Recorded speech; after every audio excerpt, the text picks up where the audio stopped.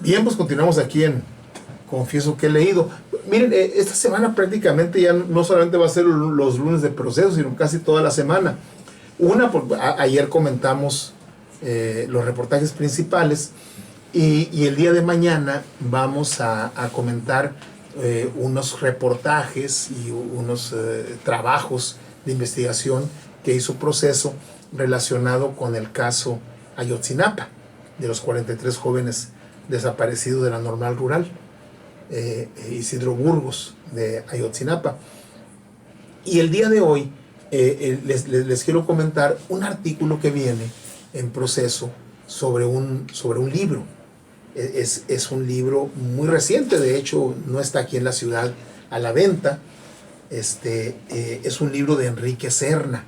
Enrique Serna es el autor de un libro, voy a citar de memoria, creo que es el seductor de la patria.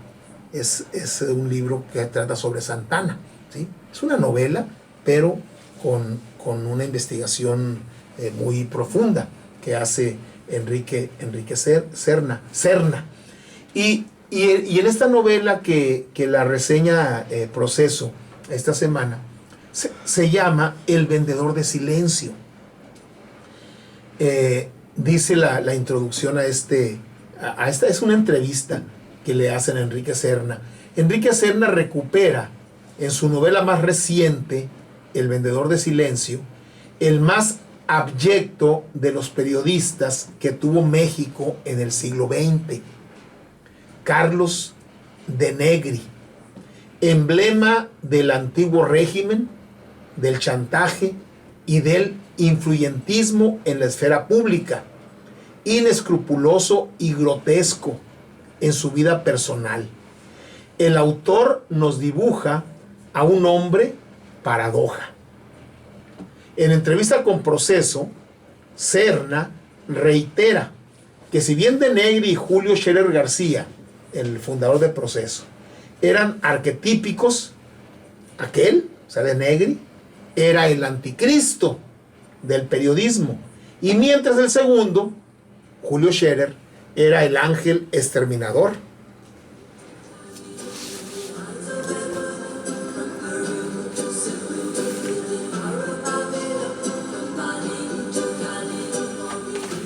Y en esta entrevista que le hacen a Enrique Serna, pues da cuenta incluso se transcriben ahí fragmentos de la novela. De Negri, Carlos de Negri, ha sido considerado por periodistas y por no periodistas como la mejor pluma periodística del siglo XX. Un tipo muy capaz con la pluma, ¿sí? Muy hábil, ¿sí? Un excelente entrevistador, ¿sí? Un gran reportero, ¿sí? Pero era un tipo profundamente corrupto. De Negri tenía una columna en el periódico El Excelsior de los años 40, 50, 60, y a los políticos de la época les cobraba o por escribir sobre ellos o por no escribir. ¿Sí? En las investigaciones brillantes que hacía, llegaba a encontrar secretos inconfesables de algunos gobernadores, de algunos secretarios de Estado, de algunos políticos encumbrados. Entonces de Negri los visitaba y les decía: mire lo que voy a escribir en mi columna. ¿Sí? No, pues no quiero que aparezca. Bueno, entonces el político, el gobernante, pagaba para que no dijera eso. ¿Sí? Y así se las gastaba. Pero además tenía una vida personal profundamente tóxica, por decirlo con un lenguaje amable. ¿Sí? Simplemente, bueno, quienes lo conocieron, y Serna recupera eso, dice que era extremadamente misógino, ¿sí? Una persona que maltrataba a las mujeres, que por lo demás tenía mucho éxito con las mujeres. O sea, las mujeres que no lo conocían personalmente estaban enamoradas de él, ¿sí?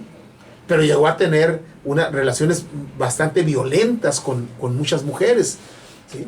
Simplemente, ¿cómo murió? Pues una mujer lo mató. Su esposa en ese momento lo mató, ¿sí? Después de múltiples maltratos que le dio este personaje a su esposa.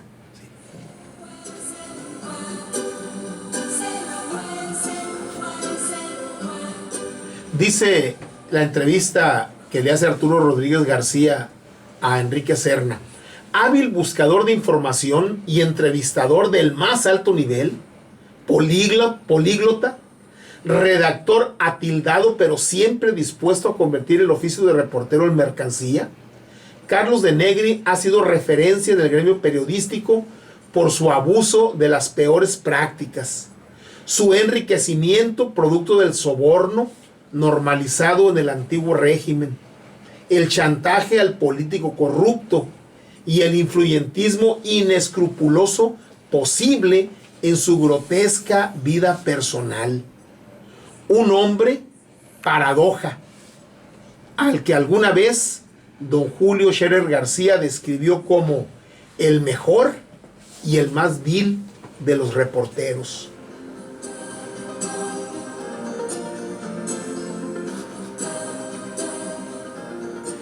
Fue precisamente por encontrar un personaje intoxicado de poder, tanto en el ejercicio de su profesión como en sus relaciones íntimas, tan violento y déspota en su misoginia, pero poseedor también de una debilidad de carácter que lo arrastraba al despeñadero con más fuerza que su ambición, que el escritor Enrique Serna decidió darle un tratamiento literario, resuelto en El vendedor de silencio, una novela que recién se puso en circulación por Alfaguara. En la historia y en la novela, Julio Scherer García, el fundador de Proceso, es lo opuesto a de Negri. Enrique Serna lo explica en entrevista. Scherer es un personaje importante de la novela. Es la antítesis de Negri. En el momento en el que hay un choque entre la vieja guardia del periodismo, personificada por de Negri, cuya profesión era como un prostíbulo, y una generación de periodistas que logra llegar a la dirección del periódico Excelsior, con Scherer a la cabeza, con Miguel Ángel Granado Chapa, Vicente Leñero y todo un equipo, inspirados varios de ellos en la teología de la liberación.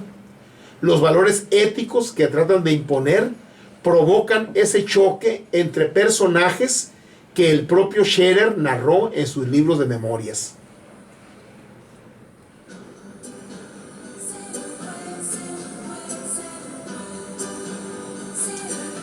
En sus libros Estos años, del 95, y La terca memoria, del 2007, Scherer escribió sobre de Negri su talento irrepetible y su intimidad desalmada, sobre sus grandes entrevistas.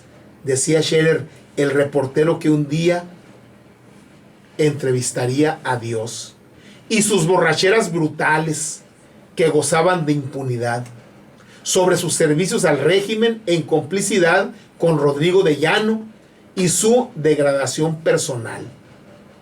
Ni siquiera después de la muerte de Negri, Scherer ocultó su desprecio por él.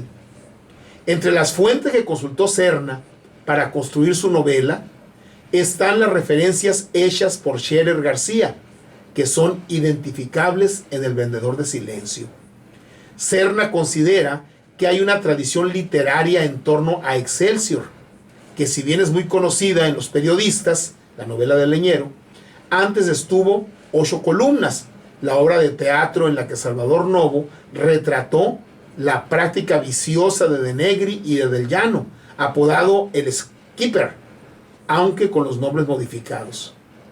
Excelsior fue el periódico en el que se definió el rumbo que iba a tomar el periodismo mexicano, subraya Serna, con una generación corrompida al servicio del presidente en turno y al servicio del gobierno en turno, personificada por de Negri, y por otro lado, la forma en que fueron ganando espacios de libertad con Scherer García, cuyo ascenso a la dirección del rotativo en el 68 marcó la exclusión de aquel, pues su columna y sus crónicas dejaron de aparecer en el diario a mediados del 69. Lo que hizo Scherer, Excelsior era una cooperativa, Excelsior era una cooperativa, y los cooperativistas nombraron a Scherer director, ¿sí? Y Scherer le da un vuelco a Excelsior, porque Excelsior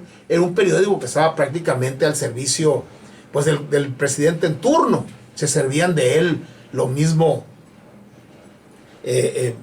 Manuel Ávila Camacho, Alemán, Ruiz Cortines, López Mateos, Díaz Ordaz, ¿sí? El tratamiento que le da al 68 Excelsior, con todo y que no fue tan servil como otros medios. Bueno, Saludowski, cuando el 68 dice que reportó Saludowski el 2 de octubre del 68 en la televisión de aquel tiempo, dice: hoy en la tarde, dijo, estuvo nublado. ¿Sí? Eso es lo que reportó cuando habían matado a muchos estudiantes y padres de familia, trabajadores, amas de casa, etcétera, etcétera, en la Plaza de las Tres Culturas.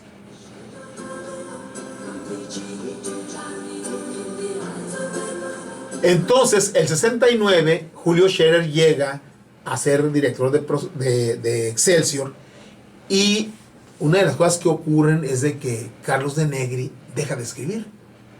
Nunca se sabe bien a bien por qué Julio Scherer, pues, lo quita y cómo pudo quitarlo realmente, ¿sí? Y nadie se lo dijo a Serna. Lo que hace Serna es especular, ¿sí? Especular el por qué, ¿sí? Se puede decir que era por el tipo de periodismo que hacía, periodismo al servicio del mejor postor. Era lo que hacía de Negri, y Julio Scherer llega a la dirección de Excelsior con un periodismo de otro tipo, un periodismo dispuesto realmente a informar y no estar al servicio del presidente en turno. Pero ocurrió que una de las fuentes de Serna, de los poquísimos familiares que accedieron a platicar con él, es la de Pilar de Negri. ¿Sí? Ella habló con Serna algunas cosas, y lo que encontró Serna es de que en ese tiempo Carlos de Negri prácticamente había enloquecido, ¿sí? Incluso en una ocasión persiguió por las azoteas de la casa donde vivía a su esposa y a sus hijas a punta de balazos, ¿sí? Entonces, probablemente, más que una situación periodística, el asunto de ya su vida personal enloquecida es lo que llevó a Scherer a prescindir ya de los servicios del columnista de Carlos de Negri.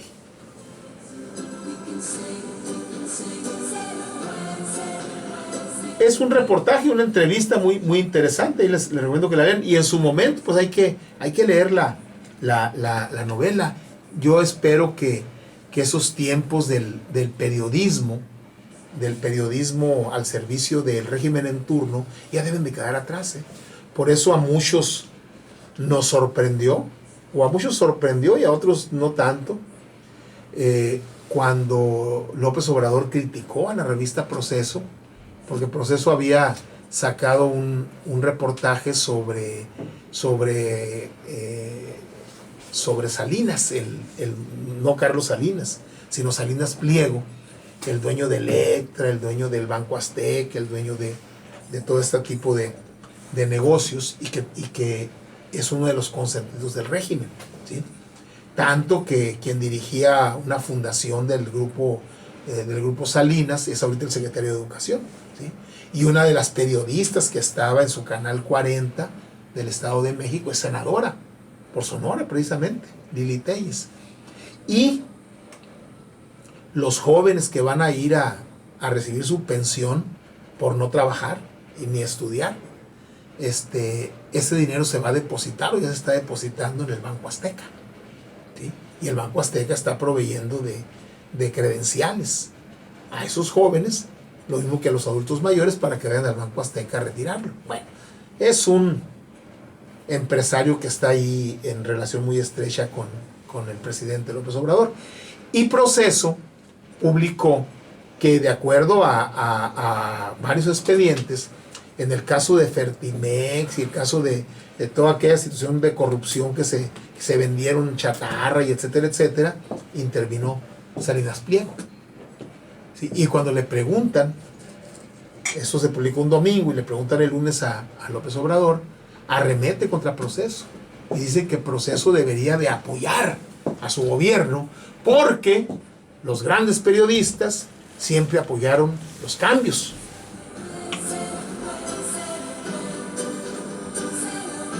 Y dice López Obrador, pues desde que murió Julio Scherer, dijo, yo ya no lo leo, ya dejó de ser lo que era.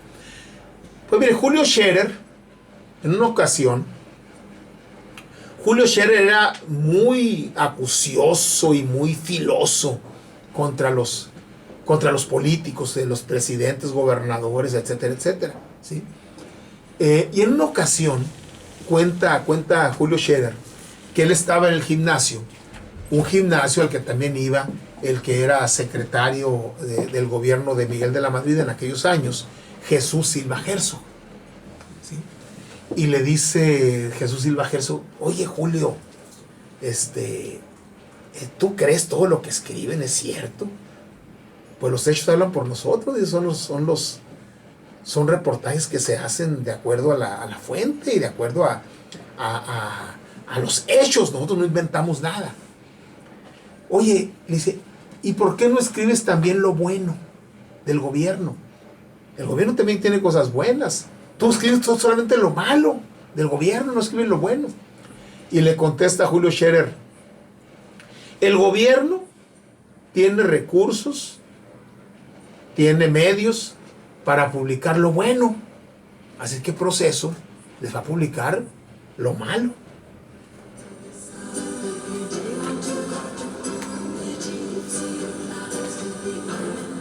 Si nos atenemos a esa frase de Scherer, pues no es tan cierto que si Scherer viviera, con Obrador estuviera. Yo creo que también iba a ser un acucioso, severo y documentado crítico pues, de lo que no está bien. ¿Sí? De lo que está bien, pues que hable el gobierno, y lo que está mal, pues para eso es el periodismo de investigación.